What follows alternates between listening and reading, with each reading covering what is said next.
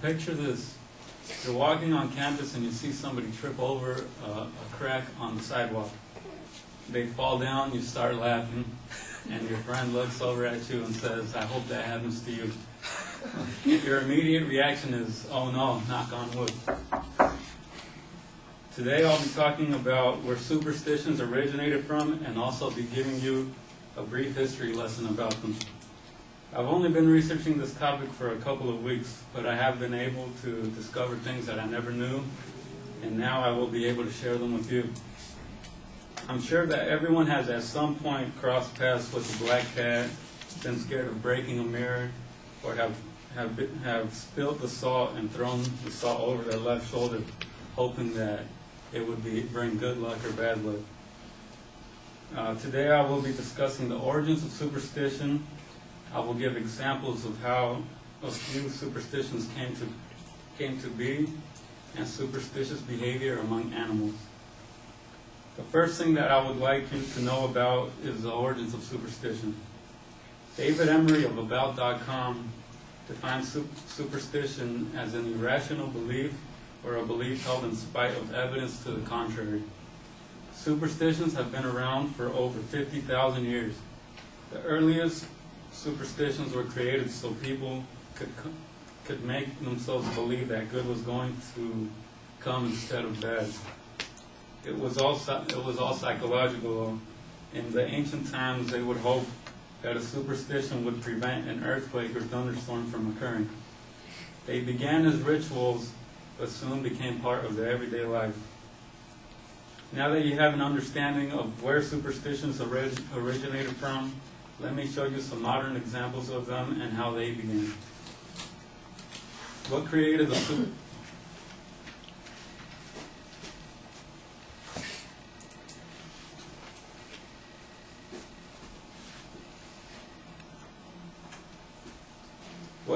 superstition of having 7 years bad luck for breaking a mirror? As it turns out, the Romans were actually the ones who began this superstition. When they created the mirror, they believed that the mirror's reflection of oneself was actually the soul being removed from the body and being put in the mirror. If you waited 7 years, it was said that the soul would come back to the body and you would be cleansed of this soul taking. Another superstition with an interesting history is the one of knocking on woods so you won't jinx yourself. The pagans created this superstition. They believed that when trees were cut down, spirits would die. With the fear of evil spirits taking over the trees, the people would knock on the trees so that the evil spirits would flee the trees.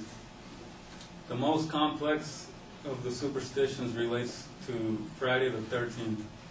As a matter of fact, Friday the 13th and the number 13 itself each has their own psychological name.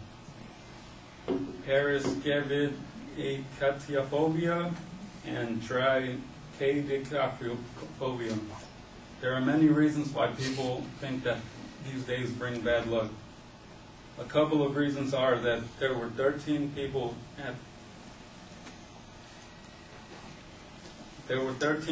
the Last Supper, and that Jesus was crucified on a Friday. It was also written in folk tales that Vikings told that when a 13th guest arrived at an infant's party, that guest would curse the child. And the history and origins of superstitions are fascinating, and this fascination extends out to the animal kingdom. Pigeons have been discovered to have superstitious acts. A behavioral psychologist named Burgess Frederick Skinner tested a group of pigeons in hope of finding superstitious behavior among them. The pigeons were fed on a set time, and soon the pigeons began having head movements motioning towards where the food was going to come. The psychologist said that the pigeons' actions were a demonstration that the pigeons believed that if they moved a certain direction at a certain time, the food would come. Today, I've talked about the origins of superstitions I gave examples of how a few of them came to be, and I have discussed superstitious behavior among animals. Superstitions are a part of everyday life, and most importantly, they have grown alongside the history of the human race. Next time you encounter one of these, remember that they have been passed on through generations and have become a part of our culture.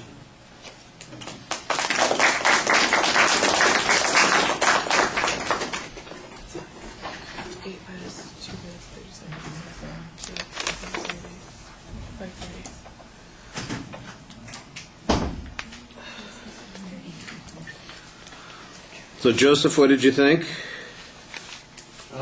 It was a really funny, catching intro device that got all of our attention, and I think it was a pretty unique topic. You had a good preview where you set the main points, and you set where the originated examples and some related animal behavior.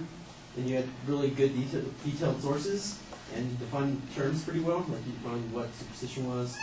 And the visuals were simple but effective. That was really good. And you had good eye contact. And the only cons I would say would be that a little bit more smoother transitions when you, there was some parts where you were changing the slides, and then it was kind of like a, like what? Like a pause. Yeah, like a pause. There you go. Like I just did. And that was good closing, and you had good eye contact, so pretty good. I agree. Yes. So I'm going to clap for yours and leave mine hanging there. That's okay. All right. I like the visualization in the introduction quite well. I thought it was a good way to get started. And I think your transition to the topic could be a little bit smoother. It felt kind of abrupt, but it was clear what your goal was for the speech. You had some nice justification and historical information there. I like that. You had an excellent setup of what the body of the speech was going to be, although your first 2 points pretty much sounded like they were going to be the same thing. I'm not exactly sure what distinguishes them from each other. I heard citation on that first point, but I didn't hear much citation after that, so I'm not quite sure that I would agree with Joseph's assessment about the citing. But you know what? Maybe if I watched the speech again, I would hear more. Maybe I just missed it. But I think it could have been clearer even then. Like I said, on the organizational material, it felt a little bit topical, and I thought the third point was kind of interesting, but you just have the one example with the pigeons, and it seems like there ought to be more to it. Otherwise, you just say, instead of talking about it being true in animals, say it's true in pigeons. It seems a little narrow there. All of those points, I think, could be developed a little bit more with some more interesting stories, although there are tidbits of information on each of the points that I thought were interesting. The visuals are used mostly as transition materials and signposts for what the supporting material is. They don't really explain any of the origins of superstitions. The delivery issues, I had problems. I know that he thought that you looked at the audience pretty well. I didn't feel that way, and sometimes I was watching you follow along with your finger on the page while you were reading, and that felt a little awkward to me. Sometimes the words don't sound like you are quite as familiar with them as they could be. I understand not being able to say triskaidekaphobia because you haven't heard it, and you're reading it out, and how is this supposed to sound? That's something, by the way, that you can always double check on nowadays. You could just go to your handy dictionary.com and it'll say it for you so you can get used to it. Another one of those ones, it sounded like you were talking about the pagans and instead of the pagans, and that sounded a little bit odd. So those are not big deals, but things to watch out for. That's mostly practice and rehearsal stuff that's easy to fix. All right, thank you.